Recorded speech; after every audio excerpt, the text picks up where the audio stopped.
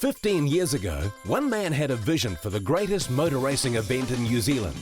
Against the odds, Mike John's Targa swept the country, and hundreds of motor racing enthusiasts now experience this unique form of racing.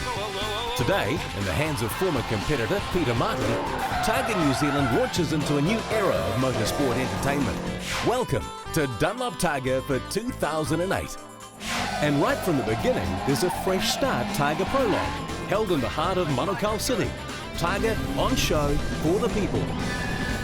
If Hamilton is the home of V8 supercars in New Zealand, then Manukau City is home of Dunlop Targa. And judging by some, they're feeling right at home. Well, we're speaking to the Mayor this morning and he was really happy. He estimated in excess of 10,000 spectators, so it surpassed their expectations, so it's a really good start for the relationship. Proctor's Metalman Business is a sponsor of this event, but his underlying passion is his unusual twin-turbo-powered Nissan Ford Escort, always a work in progress. This year just a bit more refinement to the rear end, just sorted out the geometry a little bit better for some more added traction and added traction control and launch control to try and look after the tyres a little bit better at the starts of the stages. The car might be modified, but the same can't be said for Proctor's approach. It's only one way for me, mate, and that's go hard straight away and try and put pressure on and hope the old girl sees us to the end. Proctor is not the only NZ V8 driver with the Targa bug. Paul Manuel is here again for a second attempt in a souped-up VE Commodore. He too with more mods and more horsepower from a fresh LS3 engine and some new brakes and boots. A wider wheel, so hopefully that works as well. We've sort of run out of rubber a little bit last year, so we figured if we go wider, we'll should last longer, theoretically. And the difference between road and track for a man used to racing at 11/10ths? You got to peg it back to 8 or 9/10ths. I guess once you get in the groove and get the feel of it all, day 3 I think is probably the day where Targa traditionally sees most attrition. People get a little bit tired in that, and we've sort of focused a little bit on bit of nutrition and looking after ourselves a little bit better this year. So we'll see how it goes. From Wellington, Richard Mertens returns with another Merc. This is a brand new 2008 CLK 63 AMG Black Series, one of 150 right-hand drives in the world, and it's quite a special car. So 8 weeks ago this car was on the showroom floor, and the boys worked very hard to put the safety cage and the bits and pieces for Targa into it. For a big heavy car it sits like a slot car on a track. It's quite good fun. And I bet it's not $14,995 at your local used car yard. No, you don't get a lot of change of out of 300,000 plus the stuff you have to do to make it safe. So it'll be one of the safer cars here. While some have made changes to their cars, others have made changes to their crew. We've got Cheryl on board this year, so I don't know if it's a good or bad thing with a female telling me what to do, but no, she's very experienced and very welcome to the team, and so hopefully we're going to be a stronger team than last year. Obviously we've got the classic title to defend, but there's some stiff competition here, and mainly we want to have some good fun in it and stay on the road, and try and be at the pointy end at the end. The void left by Cheryl Hanwright and Maurice Shapley's Holden Monaro is filled by none other than Racing Ray. For the first time, the huge V8 will have some competition in the noise stakes. We brought on Ray for a bit of fun. He didn't want a Hans device or anything. All he wanted was some musical horns. And the colour change, we've just gone with Chester's Plumbing Supplies because they're paying a few bills for a change. So it's all good. Come with a little bit of baggage, as Morris found out. It calls me the new bitch, of course, but I don't mind that. Names don't worry me at all. But the part of my baggage is I've got to have musical horns. So we've bolted these in here now, and I've got a remote panic button beside me inside the car there. So block your ears, because that's what we're about. We're going to have empty roads, no traffic, no radar guns, and lots of musical horns, and a lot of fun, all right? Just in for this year's target is this brand new Nissan GT R35. New car, but an old grumpy hand. Previous Targa champion, Tony Quinn. Yes, we're grumpy grandparents, that's who we are. Grumpy. The world owes us a debt. We need to claim it. We're going to win the prize for the quietest, most eco-friendly car in the event. It's a new division. We're leading the class. But I am an old man and getting older every day, and slower. Now let's not underestimate the potential of a supercar with some serious star billing. Just ask Steve Millen. Wow, that's a great car, it really is. But the Ford GT is a good car too, in the right road. It all depends upon the road and the conditions. It's dry now. I hope it's going to stay dry all week, because if it doesn't, the four-wheel drive cars definitely have an advantage in the wet. No, the GT is going to be great. And I'll tell you what, it may not be the winning car, but it's the best car. No argument from anyone there, Steve. The expat Kiwi who resides in California back again after a year off. We've changed the car really throughout, really from what we learned here 2 years ago. We've got much better ratios this time. We've got a smaller aspect rear tyre, which makes the ratio even better still. So we'll be able to use fourth gear now. But a little bit different in the suspension, a little bit different in the brakes, just the engine, just a lot of little things throughout the car. Not hugely different anywhere, but I think just a better car to suit the New Zealand roads. Joining some of the best cars is New Zealand's best rally driver, Richard Mason. Another lured off gravel and onto tarmac in an event that's growing in stature. It's a bit of a cult thing, isn't it, you know? There's a heap of fantastic people here and nice cars, and you know, it's really quite a different event to what we're used to, very relaxed. You know, all the stuff that we're looking forward to. I haven't got a lot of tarmac experience, especially compared to a lot of the people here, so I don't know, we'll see what the first day or two brings. I would like to think that we'll be on the pace sooner rather than later, but if we're not, we'll be calm and we'll let it come. One cornerstone modern often steals the limelight. It's the gems in the Metal Man Classic group that gets the fans off their seats. Prologue is designed to seed cars in order of their racing place on the road, but the relaxed tyre restrictions for the pre-event Manukau City stage makes a fair assessment almost impossible. But who cares? The crowd's enjoying the moment.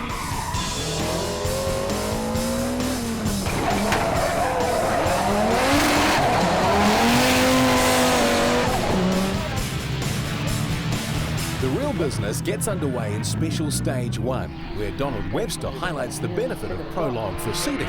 His Renault Alpine Berlinette making short work of the Van Bockhoven Mini.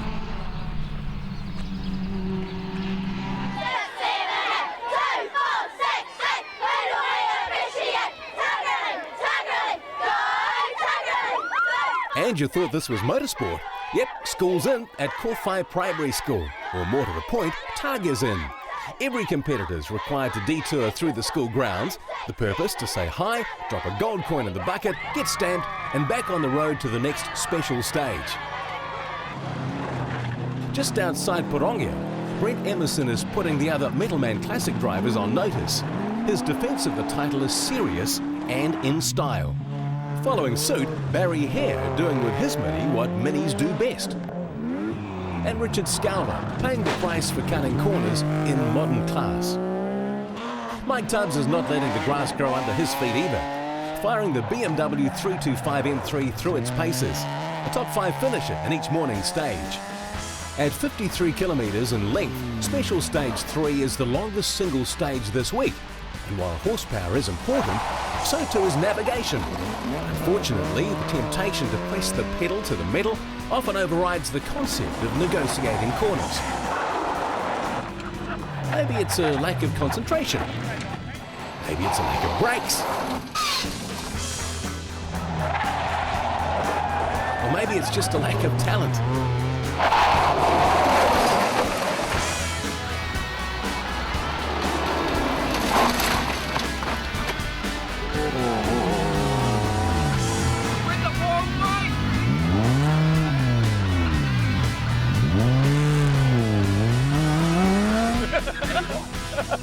For classic champ Brent Emerson, the corner's not a problem, but his engine is. The fire in his big V8 is burning out and won't last the day. Aussie John O'Dowd in his second outing to New Zealand can always spot a camera, but today he doesn't spot the change in road surface right on the corner. Oops. Sorry about that, John.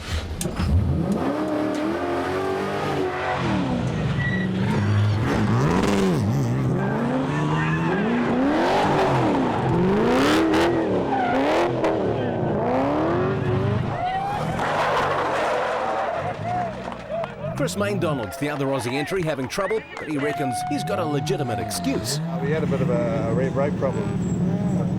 Bias was too much to the back, and as you saw, we come in, it's like we're doing a handbrake turn, wasn't it? Yep. So, yeah, had to sort that one out. Just down the road, David Nathan's V8 is howling under the bonnet of his regular drive, a Triumph Stag. But not everyone is handling this corner either. Racing Ray comes with more than just air horns. His is an enviable reputation for skill, whichever seat he sits in. So maybe we won't dwell on this little indiscretion Ray. So too for Brian Wareham and Tim Eddington in their Porsche GT3.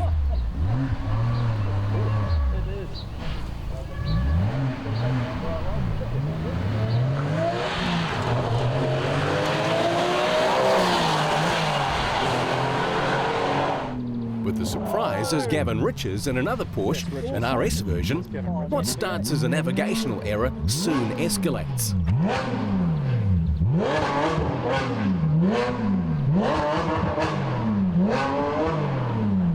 Having a lot of trouble turning around.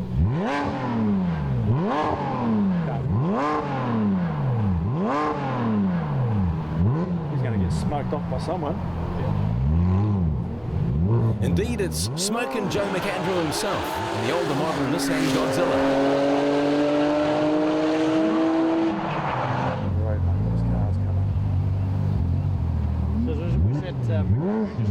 Yeah, it was Joe.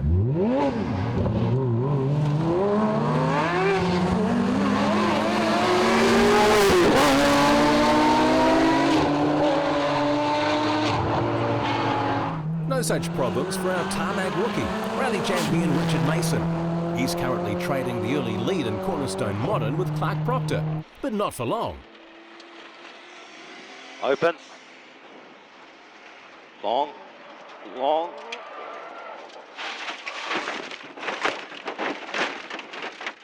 Oh, that.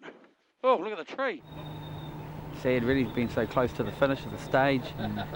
Just sort of got a bit of a wrong call there. We got an opening corner and turned out to be a bit of a closing one. And we're for the fourth gear, about 150k, turning in, and I realised that it wasn't going to be opening, so just tried to check it up. But the road's actually quite bald up there on the tarmac and drifted wide. Tried to sort of turn it around on the tarmac, but it slipped into the drain and flipped a couple of times and caught the fence and clipped these two trees here, so it's sort of quite lucky really, because it was looking like going over the bank. So with the metal man's immediate future hanging in the balance and in need of a tow, Proctor has time to contemplate his next move. We're just going to have a bit of a regroup. You know, we have the possibility of getting ourselves another car to continue, so once we get this one salvaged out of here, we'll sort of make a decision on whether we're going to turn up with something to finish the week off. True to vocation, Proctor always able to make something out of nothing. It's the pit stop at Otorohanga. Time to weigh in and let officials ensure everyone's watching their weight. Every entrant has a designated weight for their car and class to help even out competition.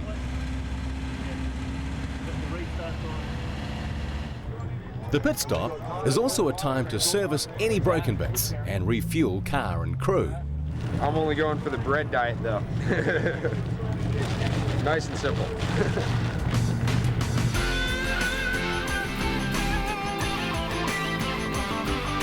Out on the west coast at Kawhia, the inclement weather dampens the view, but not the enthusiasm for going fast. Even in the more sedate Nava Tour, there's the chance to stretch the legs of your special set of wheels. Under the guidance of a tour leader, 30 cars, many without roll cages, take to the road ahead of the competition for a fast drive in the country. But they are speed limited for safety's sake. Shortly after, competition proper begins on special stage 6. But as quickly as it starts, it comes to a grinding halt. Thanks to Ewan and Simon Burke, their 2007 T-Car TG sports car wedged firm on the single lane bridge. The wood was quite slippery and I lost it and the tail went, and the next thing I knew I was jammed between the Armco. Not going anywhere fast. And that's the case for the next 50 cars, forced to stop and wait while the kit car is extracted. Each will receive an assessed time for the stage and will tour through from here. Jerry Hodges is first to go racing again once the stage is reopened, followed by an impatient David Nathan, hot on the tail of Targa Virgins Greg Russell and Richard Curry in their 89 Porsche 944 Turbo.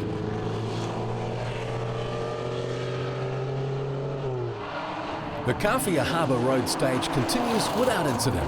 Joe McAndrew, the quickest in Cornerstone Modern, just 1 second in front of Richard Mason after 30 kilometres of racing. Stacey James is fast too in Metalman Classic, getting off Kim McLeod and Peter Cullen, who both dead heat the stage for second fastest time.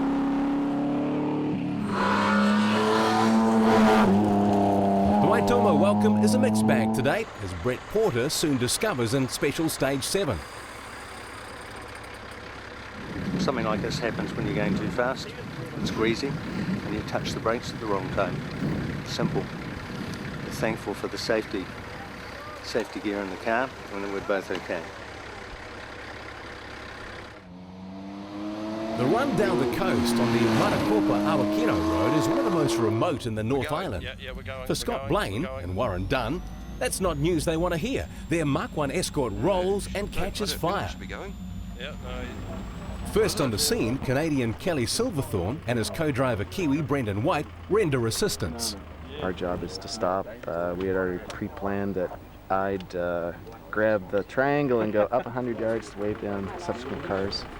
It became clear that he wasn't quite right a few minutes in, so we decided to leave my co-driver behind and bring him to the end of the stage, where we kind of hoped there'd be an ambulance. Both driver and co-driver will be fine, but there's nothing left of the Mach 1 Escort, burnt to a crisp. The first full day is taking its toll on Dunlop Targa. The stage is cancelled and the remainder of the field is forced to tour through to the finish. A finish that couldn't come soon enough for Kevin Head, the turbo in his RX-7 blown. At the end of the first day of Dunlop Targa, in Modern, Joe McAndrew holds a slender lead over Richard Mason, although the New Zealand Rally champion is challenging his time in Special Stage 3. Despite his problems with his gear selector issues, Gavin Richards isn't touched, but New Zealand's fastest female on 4 wheels, Emma Gilmore, is looking threatening as well. Mike Tubbs rounds out the fastest 5 in Cornerstone Modern at the end of day 1. Kim McLeod, in only his first full target, is just 15 seconds in front of Peter Cullen, with the Kirk-Burnett family holding a BMW mortgage over 3rd and 4th, and yet another BM, in the hands of Rex Adler, makes it 3 from 5 in Metalman Classic in Dunlop Targa, New Zealand at the end of day 1.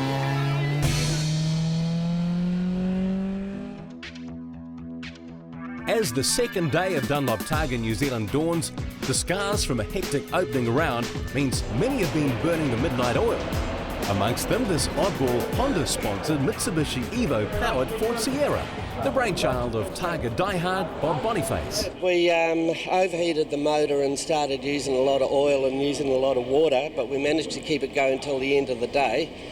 We sent Bob to the hotel to get a good night's sleep so we could drive today, and we stayed up all night putting our spare motor in, but at the moment the spare motor won't start, and if we don't get it going within about 45 minutes we're going to be in trouble, but we've got a local expert coming to have a look at it and we'll see how we go. Another Targa stalwart, Petra Bates, is back this year in her iconic 59 T-Bird. We just started slowly because I had some funny noises in the car, so I was really a bit concerned about the car. But later in Kawhia Harbour, and it was raining, there's a bridge and it had a single caution going on. We went on carefully, thought I was straight, hit the loud pedal, and we just touched the bridge on the left-hand side, touched the bridge on the right-hand side, and it did a bit of damage to the car. Come on, Petra, they're only love taps. Yeah, they are, yeah, but I wish it was just $10 to fix them, but I know it's going to be a bit more. Dr. Kelly Silverthorne was in the wars yesterday, but not his own, stopping at the fireball that once resembled a Ford Escort. Fortunately, the experience hasn't dampened the Canadians' enthusiasm for travelling halfway around the world to take part in Dunlop Targa. It's great to see the scenery. It's the selection of roads that you guys could use for this event. It almost seems like every road would be suitable. So it's great. So what about a Canadian event? Well, there is one there now in Newfoundland. I'm actually part of a groundswell of trying to get one going in southern BC. So that's why on our car we have a map of British Columbia as a talking point. The biggest talking point this morning is Clark Proctor, who's turned up with a replacement Escort, as he threatened to yesterday morning. The rules actually provide that you're actually allowed to change the chassis as long as you compete at least 80% in one of them. So we just figure that we've done the 10% first, and hopefully this will do the 90. Now I see the car owners looking nervously over there. What have you told them? No, we've come to a fairly suitable arrangement, and this car will be stabling with us from now on. So hopefully we can keep it clean and keep it on the road and not have the repeat of yesterday. So I haven't driven it yet, but I understand it's sort of over 500 horsepower, and I'm sort of looking forward to the challenge, but I would have preferred it to have been dry just quietly. Yeah, it was a good car. We had a lot of success with it, and it was handful to drive, but it was good. Yeah, I am sorry to see it go. It's wet again today, and that's certainly dampened enthusiasm all round. The usual excitement at the Yumps not existent. But for Jason Gill in his brand new Evo 9, who gets the only airtime on offer. Good on you, Jason.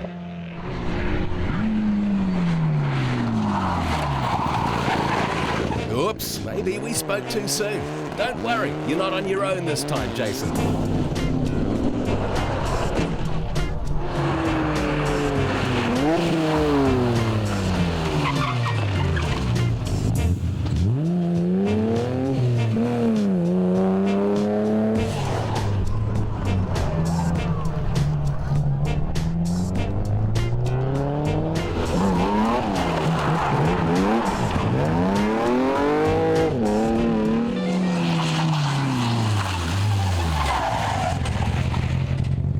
Tony Head and Malcolm Reed in the Toyota Altezza joined the throng of cars overshooting the mark.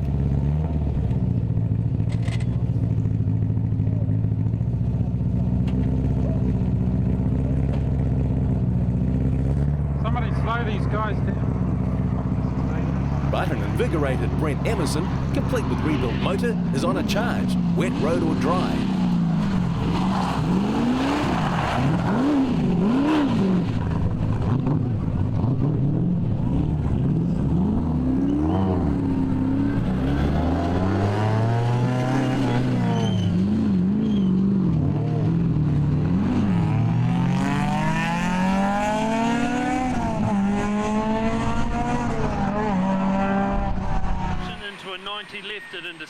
But the award for most spectacular display goes to Gary Morgan in his rare, genuine Subaru Legacy RSR, one of only 5 original factory Australian Rally Championship cars brought into the country in 1990. It wasn't really much at all, was it? No. Only 3 remain, and Morgan's doing his bit to reduce that even further. 400 metres, hairpin left at intersection. Hairpin left at intersection.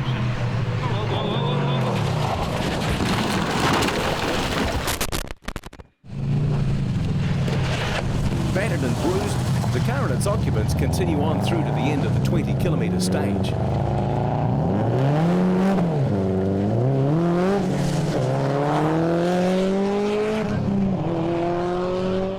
All roads lead to Whangamomana this morning for lunch. In truth, there is only one road into Whangamomana, and today it's special stage 11. The tight winding stage catches plenty, but an accidental diesel spill in the last 24 hours has brought out the triple caution.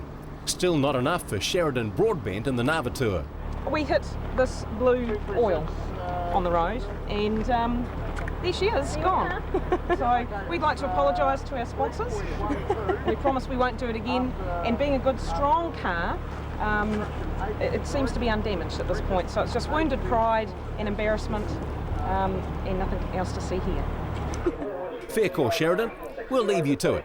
The rest of the group's already in town for lunch, and we're about to find out just what the Navatur is all about. We get to drive the closed roads before the race cars, and we get to drive it at not race speed, but there's a control car in front of us, but it gets reasonably quick without being excessive. So it's just a fun week, really. It's not competitive. Tell us about the car. It's 4.3 V8, and it's just a 2-seater, and it's only about a year old, and it's finally got a chance to stretch its legs. At the other end of the Navatur is a Triumph 2000 automatic? No, it's a 2700 manual. It's got a bit more poke than a 2000 auto. What's the social life on the Navatur like? Fantastic. The camaraderie is what brings me back every year. It really is very good. The tour leader's good. We've got a bunch of people who basically meet once a year and have a ball of a time for a week. So I've said to some of my mates, the biggest thing is I can't stop grinning for a week after I've done the tour. The Republic of Whangamomana, deep in the heart of the King Country, demands a passport. We require you to purchase a passport. This will cost you $3. We'll stamp it for you, and it allows you free access into Wonga and safety, and no one will harm you, hopefully. We won't arrest you or deport you or anything like that if you have one of these in your hands. Hardly surprising, the pub's the centre of attention. Today, Whang is hosting the pit stop and lunch, the latter always a good country spread. Ashley Vasey might be giving lunch a miss though. He's been feeling a bit queasy. The good people at the chemist back in Taranaki there, they gave me something called Taranaki Terrors. And yeah, I'm feeling good. So much better today, and it was a real good drive through there as well. Had a real good time. Got a few rattles on the car now, so just go around and tighten everything up, I suppose. Donald Webster's passion with his unusual looking Renault goes back a long way. For Webster, Targa is certainly more than just racing around the countryside. In about 1971, when Renault Alpine won the Monte Carlo Rally, that was my dream. So in 2004, I went over to Europe. I spied this car in a French car magazine in 2003. I put a deposit on it, went over to Europe, I bought it, shipped it back here, and here it is. As a 17-year-old, seeing that car win the Monte Carlo and turning that into reality, it's something special. The Hammond Electrical team has adapted well to New Zealand.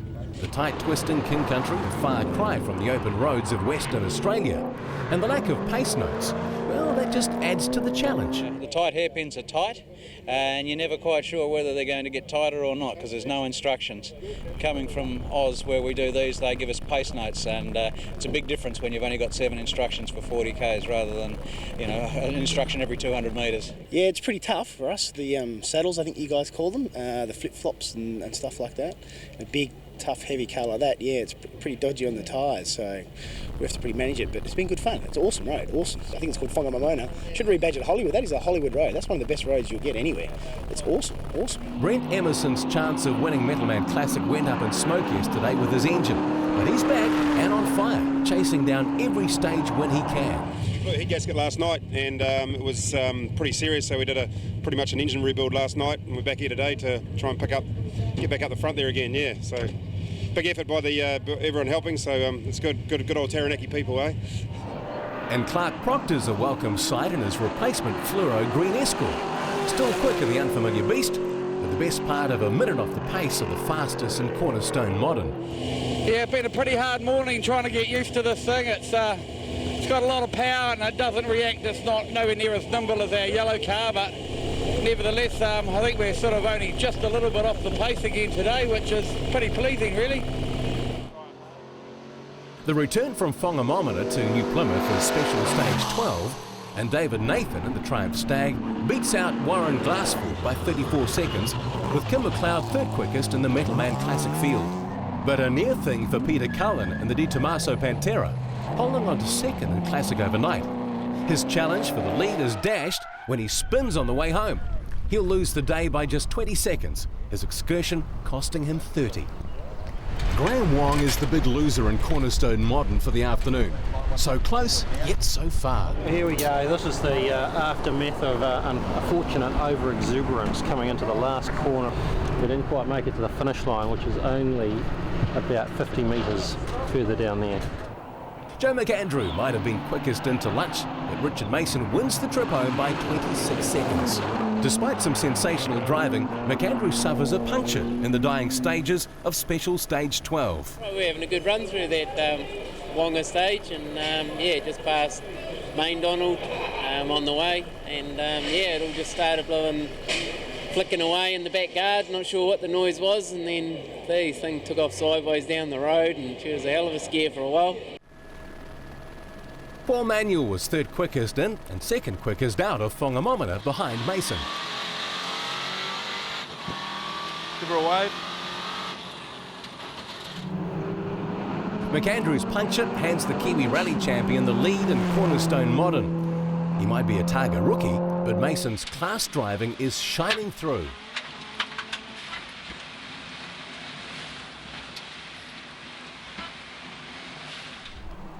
The other top rally driver contesting Targa, Emma Gilmore, is battling with Gavin Riches for third. But Gilmore's motivation is not as much about competing with Riches or Mason. Sort of let Richard go and do his own thing. I mean, we're here to promote Vantage and to take these guys for a ride. So definitely still want to be at the pointy end of the field, but not going to be chasing for the top spot of the podium. Gilmore's here to take the sponsors for a ride, a new co-driver every day. I think he's happy. Going good. He's enjoying himself, so no, it's been a good day so far. Tony Quinn's another who says he's not here to win. Hard to believe with pedigree of this type, but his move to the revolutionary new GTR is untested, and Quinn is realistic about his chances this event. But the future of the Nissan supercar is without doubt. Honestly, it is the best car I've ever driven, and I mean that in an all-encompassing fashion. You go on the touring stage, and it's automatic, and it's a lazy car to drive, and CD and air conditioning and all that stuff, which I think, we're not taking any of that stuff out, that'll just stay there. It's quick enough for me, as it is, and I don't think I could go much quicker, unless it knows. Pace notes are another story.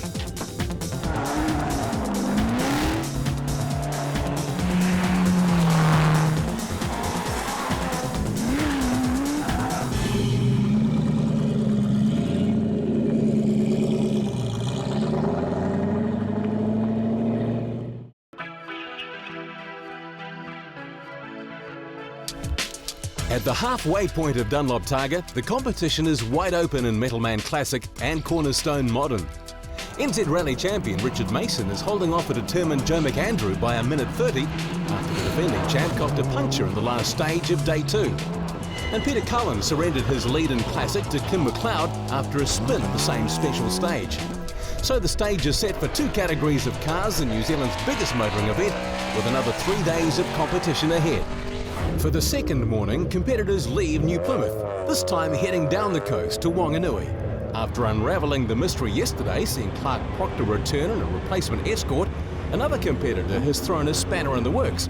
Seems Gordon Burr has been trying to buy the same Escort for several years.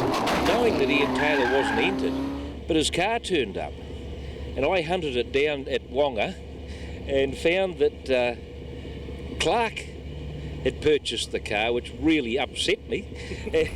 And so I approached Clark in all haste, and he said, well, you can buy it if you want to.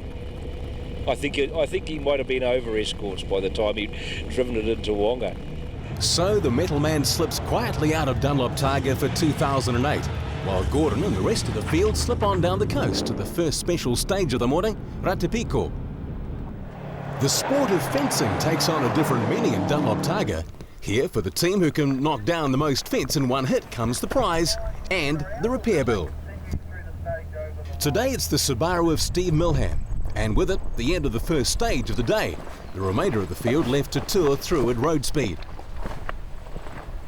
Now let's not confuse Steve Milham and the Subaru with Steve Millen in the Ford GT, who's been having a better Targa than 2 years ago.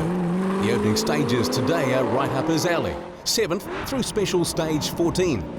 Well, the first stage we did was fantastic, and that stage there was really made for this car. It was fast, flowing, good stuff, and that's where the Ford GT excels. But halfway through, we've had something go wrong with the rear suspension and it's steering with the rear, and so we lost probably 4 minutes in there. Because the cars were 2 minutes apart and 2 guys went behind me, so we just had to sort of just get out, make sure we didn't do any damage. The boys are fixing it now, but we've got a bit of work now to catch up about. Waitotara is a chance for Targa's big kid to play with the school's little kids.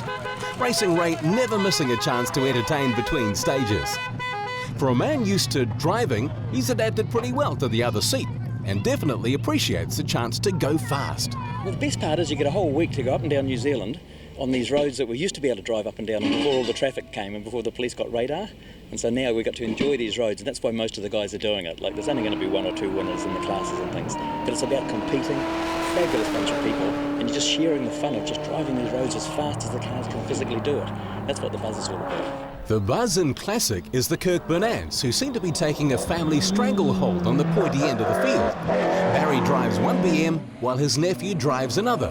My nephew's beating me by about 2 minutes at the moment, and it's my brother who's co-driving for him, and my son co-drives for me. Bragging rights is part of it. We've done all 14 Targas between my brother and I, and we've always been fierce competitors, and we still are. Keith Locke's V8 kit car is based on the venerable HQ Holden. There's 9 in existence, and one even made it back to Australia. But Targa provides plenty of challenges for Locke and his homegrown sports car. Yeah, our power to weight is not good enough to actually get really high up, so we just like to finish it successfully and get up higher than we should. I liked the last stage. That was nice and flowing, and I could actually see the road ahead of me. We have trouble with this car being so low. But going over brows sometimes is a bit challenging to sort of see what's over the other side. So we don't like big hilly stages. So with this last stage we had was really good. It was all flat all the way through. You could see the corners coming up. Piece of cake. The canteen is open at Martin Rugby Sports Club, but there's no ball sport today. It's all motorsport. Once again, the staple diet of fuel, tyres and brakes. One of the most picturesque parts of the rally, the 36-kilometre stage at Rangitikei, is also one of the longest. At 30-second intervals, this is a stage where passing is likely to occur. Where else but Dunlop Targa NZ could you witness a Ferrari passing an HSV GTO in the middle of a sheep farm?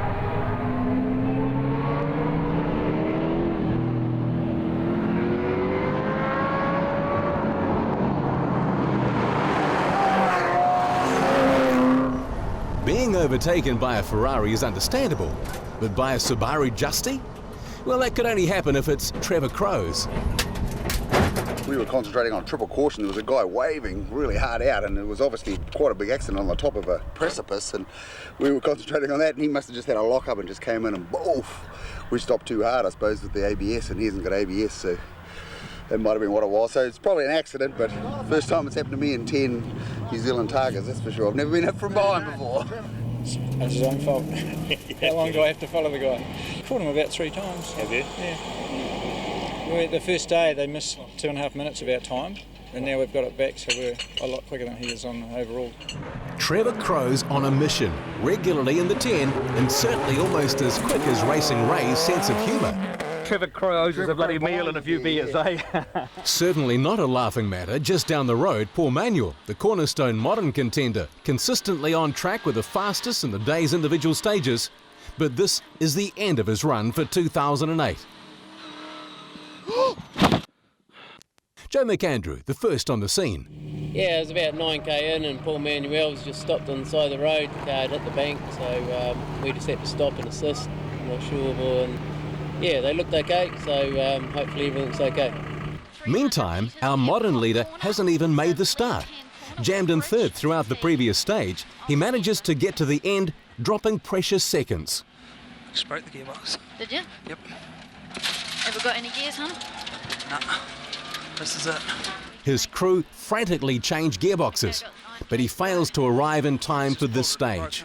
Our rally leader receives a maximum time for the stage and slips from first to fourth outright. A 1-minute lead turns into a whopping 5-minute deficit. Mason's charge back through the field will be hard work. He claims a minuscule 2 seconds over McAndrew in the final stage of the day. Kim McLeod continues to dominate Metalman Classic, but the pressure's off thanks to a broken axle in Peter Cullen's De Tomaso Pantera, which wipes him out of contention. But the big movers and shakers in Classic are Barry Kirk-Burnand, who manages to overtake his nephew Mark, and Warren Glassford in a similar BMW, who is lifted from 9th to 7th over the course of the day, constantly second quickest in most stages. So McLeod with more than a 6-minute start over Barry Kirk-Burnand. Mr. Consistency, Stacey James is next, ahead of Rex Adler, with David Nathan wringing the neck out of the Stag for another day, moving up a notch and onto the leaderboard. McAndrew assumes the lead in Cornerstone Modern, with Emma Gilmore showing the boys how it should be done, leapfrogging Gavin Riches by just 13 seconds. Despite the gearbox drama today, Richard Mason still on the leaderboard and comfortably ahead of Tony Quinn at the end of the 3rd day of Dunlop Targa New Zealand. It's a 1-hour transport to the start of the 4th day of Targa on the hills overlooking Palmerston North. Windmill Alley, short at 10 k's, but not short on view. skirting the Tararua and Ruahine ranges. Trevor Crow's 7th place overnight could be under threat, 17th in Special Stage 19 and slipping to 50th the very next stage. The turbo engine in his Subaru Justy Hybrid seriously overheating. Oh, we're going so slow, just trying not to use the turbo because it pushes the water out. Right. So we're not sure whether we'll carry on or not, but we'll pull the thermostat out and see if that helps. The 43-kilometre Ormondville Special Stage is the second longest and finishes in Dannyburg for a pit stop. Kim McLeod's nemesis, Peter Cullen, returns with fresh axles in the Pantera and puts the leader on notice. Second quickest to McLeod all morning. So I think we're out of contention now, so we're just going to enjoy ourselves and have a bit of fun. We get 1 and 3, I think, a clean run right through. And the other times you've got to bite your nails in frustration as all these little problems pop out of a 36-year-old car and a slightly older driver. Masao Taki and Tokako Akaba might not have a total grasp of the English language, but they do have a grasp of what Targa is all about, driving fast and legal. But there is an issue with a broken windscreen from the car in front. We are overtaking that car and on the gravel, and too much mind on the road. So they, what's it? Stones. Right. Front we see. The problem stems from the car in front, a car driven by the very man who's providing support for the Japanese pair throughout the week. You've been creating problems for the tourists, have you, Alan? Creating problems, throwing stones around, but someone in front of me put the stones there to start with, you see. These people keep cutting the corners. Joe McAndrew loses time in Special Stage 21 when he makes a rare mistake, pushing just a bit much on a corner right near the finish. My choice was to slide in there sideways and probably roll, that I straightened the car up and jumped into the paddock. It was a good jump. Yeah, we've been a steering arm. I actually thought it was a bit worse than that, so it's driving not too bad. We wrecked 2 tyres just trying to drive out, so we're up for some tyres, boys. That's a catch up for everyone else. As the rally moves on to Mangatanoka, the kids at Dannyburg South School get a first-hand lesson in a pit stop. Jason Gill, one of the last to head out on Special Stage 22. His new Evo 9 is rewarding him with 6th in Modern by the lunchtime stop. Now the Nava Tour is supposed to be a more sedate drive, but David Rogers seems to be taking a few liberties, and not for the first time is paying a price for some over-exuberant driving.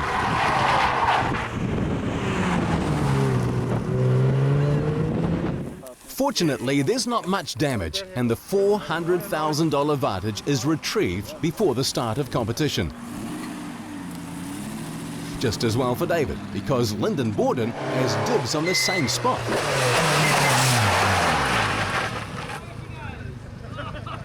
Now, Lyndon, this is how it should be done.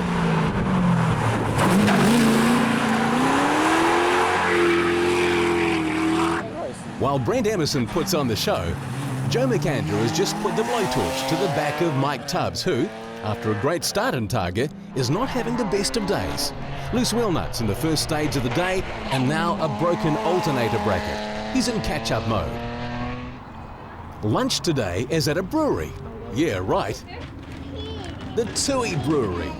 For Joe McAndrew, it's not a drink he needs, it's a wheel alignment. We're still in the picture. I just got to get the car driving good again and feel confident with it. So that's my aim now, is just to finish this thing off. I'm making it hard. Hard indeed. One new tyre will cost him a 1-minute penalty, and a second, if he needs it, will cost a further 2. During the heat of the competition, it's easy to forget the people behind the scenes. However, this year's safety sweep car is more official than usual. Yeah, it's an original Ministry of Transport patrol car. I think it was originally based in the South Island. I found it down there. An old guy that owned it, he'd sold it to Rare Spares. It was going to get wrecked, and it was a bit too good to do that. And Officer Dale has even managed to get his hands on an official Ministry of Transport uniform. This man is connected. Yeah, I had to work pretty hard to get it. In fact, I had to do the qualification course back in 1988. They were a great car. They're a great car to drive. Of course, I didn't have one when it was new, but this thing here is just as good as new now. It's a weird concept tearing around the country roads, not only with the approval of the law, but their presence. And the gratitude of everyone involved in Targa is plain to see. And who says they look after their own? Thanks, Sticker. Here's one. As cars head out for the afternoon run, it's in the knowledge some haven't been used for 3 years. Special Stage 23, Instruction 8 states, caution right-hander, it's tight and off-camber. Not a problem for John O'Dowd, who looks to be hunting down Paul Coffey's 911 Carrera. Only Coffey has just overtaken the Aussie muscle car. And remember that warning? Well, Greg, this is the corner. Targa rookies Greg Russell and Richard Curry now have plenty of time to watch the rest of the rally from the Honda iScoot corner. Maybe not the best parking spot though, boys. And hats off to the girls, Carol Liston and Jo Glegg, currently 14th in Modern, who do manage to pull up in the nick of time. On your broomstick, girls, the finish is still another 12 k's down the road.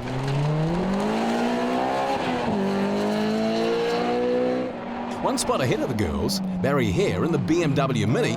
No problem with this corner, but next stage through Pongaroa, well, that's a different story.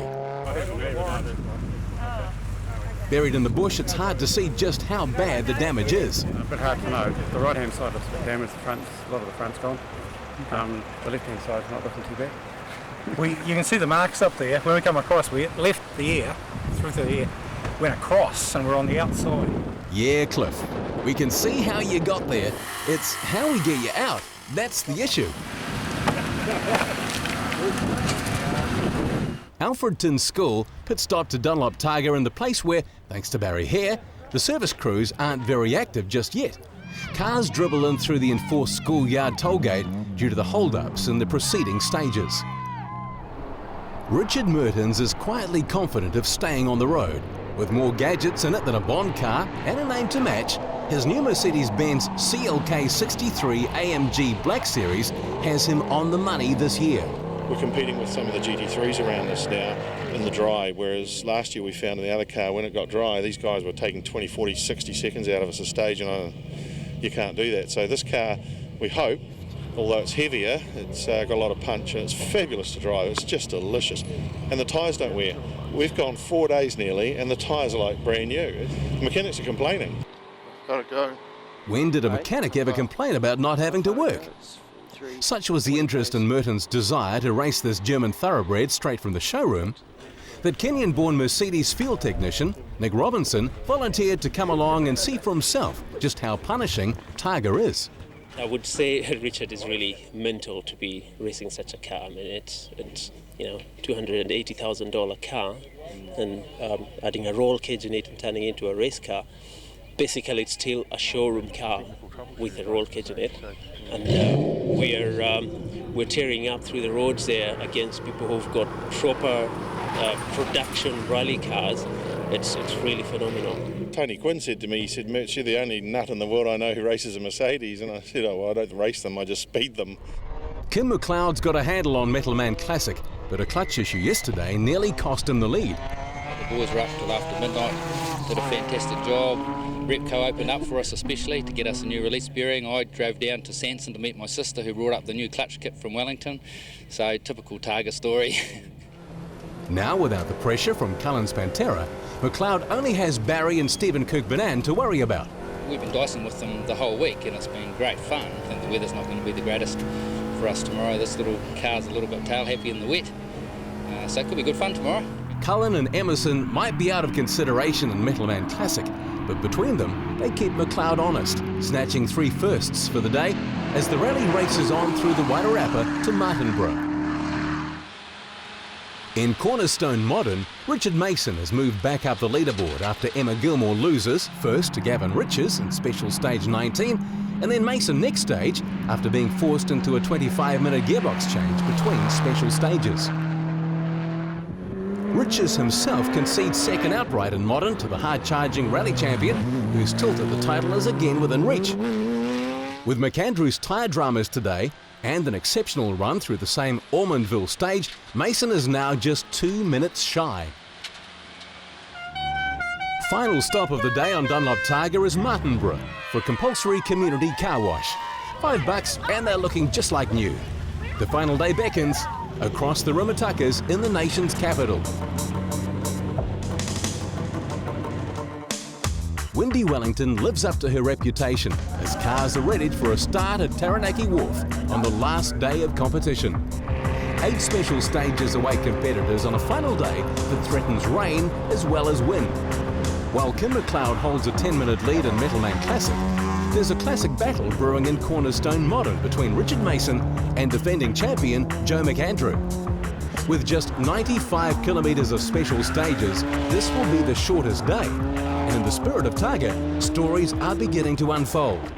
Well, I'd like to say that I was driving straight and the road turned underneath me, but in fact what happened was we went in way too hot into a corner, and then next thing we knew we were looking down a bank of about 600 metre drop, and we found a great garage in Woodville, and they lent us, just in the Targa spirit, they lent us their ramps and everything, and the air compressors. They said, guys, get on with it, anything you need.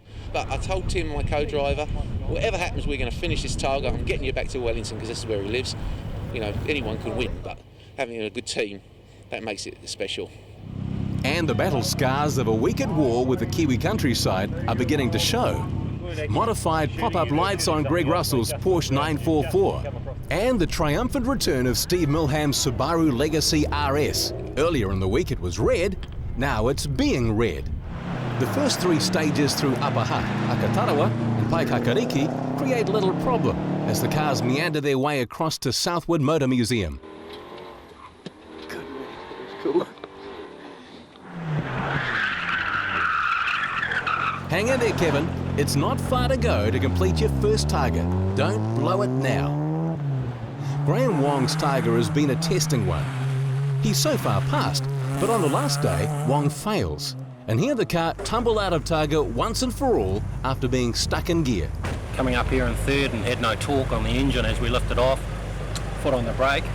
Just got onto the outside here up to the bank and just slow motion, just started toppling. How far down do you reckon that is? Oh, it's probably about 50 metres down the hill. Appropriately, Southwood Motor Museum is next on the agenda for lunch and service. No shortage of inspiration here, and so many dazzling vehicles on display. But it's Mother Nature who plays a starring role in the final day of Dunlop Targa. The heavens open up during the pit stop service and set the tone for a stormy afternoon of competition. With no pressure on winning again, perennial crowd pleaser Brent Emerson still finds time to entertain. And as the rain falls, so too the competitors. Targa Rotorua winner Chris Maindonald sliding out of the event. It just went over centre, but I thought I had it, but just went over centre and just sort of pendulum down the hill, as you can see. But no, we're all well. The car's not too bad. Next to go, Mike Tubbs in the BMW. So I don't think I've ever been on roads with so much water on them. There was enough water, you can feel that gust in that water now. There was enough water on the straightaway to make us plane down there, and the car just turned sideways, hit the rock wall on that end, wiped the front off on the fence this side, only enough room, spun around again, did the same thing, and then came to rest. Nah, it's pretty shocking out there. Man, it's survival mode, and bloody, we're just doing some bloody four-wheel drifting, and I can't even stop the bloody thing, and oh mate, the tyres aren't got enough tread on them really to get any heat into them, I think is the problem, and it's pretty scary, so it's just got to keep it on the road and bloody try and get round. I'm driving into blind corners, the windows are fogging, even Sue says, man, I don't know how you kept that together, and I'm just crossing my fingers, but I'm hanging on to the steering wheel. No, it's not the way we expected the end of the week. We were hoping that it would be nice and fine today. Everyone said it was going to rain, and we were just a little bit hopeful that it might not. There's not much in the way of tyres left, obviously, but I suppose everyone's in the same boat. Mason is putting pressure on McAndrew and himself. The gravel expert closing the gap to within 20 seconds. It's not over yet. We've only got a couple of stages to go, and the gap is very close between us and Joe, so we're out there to try and make it happen, but we want to finish too. Amidst the atrocious conditions and frenzied activity, our Metalman Classic leader is calm and collected. This morning was okay. With the rain now, there's carnage everywhere. Guys have been silly. We've got 4 stages to go. End of the week. You just got to get back to the wharf. But the man of the moment is Greg Crean.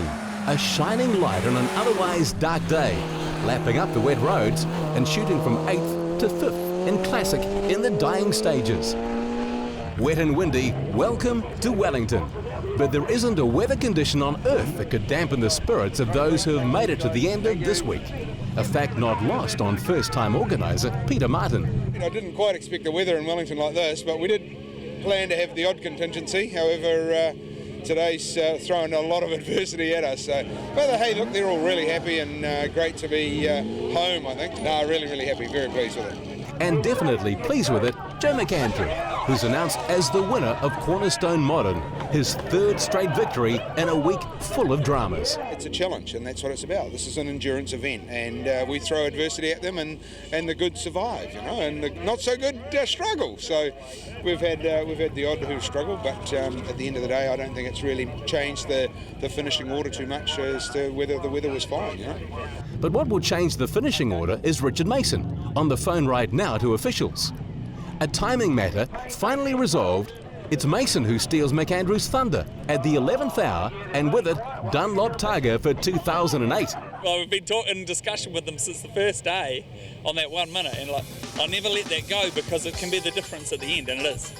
So Sarah and Richard Mason from Joe McAndrew and Sue O'Neill by 23 seconds, in a time of 6 hours, 6 minutes and 32. Gavin Riches and Steve Wilcock are third home in 6 hours, 13 minutes and 34 seconds, nearly a minute in front of Emma Gilmore and her rotating co-drivers. And the grumpy old men finished 5th, a solid debut for the new supercar. In Metalman Classic, Kim McLeod and Ben Quinn easy winners in 6 hours, 28 minutes and 10 seconds.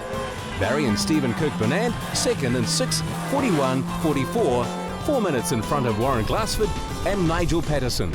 David Nathan and Chris Ramsey miss out on a podium by less than a minute, with Greg Crean and Craig O'Donnell rounding out the fastest 5 classics for 2008.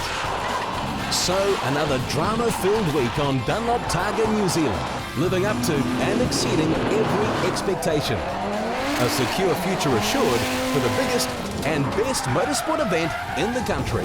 You know, I'd competed in the event, I'd seen it, and I thought this Targa is just something special to a lot of different people and for a lot of different reasons. And I felt it was had the potential to lift it up to what it truly deserved, and that's my goal. I mean, Mike's done a great job creating an event, but now's the time to really give it what it deserves, and that's profile. And these guys are just absolutely over the moon. You know, they said it was a wonderful event. It was well organised and had lots of adversity and lots of fun. So we just want to keep expanding on that.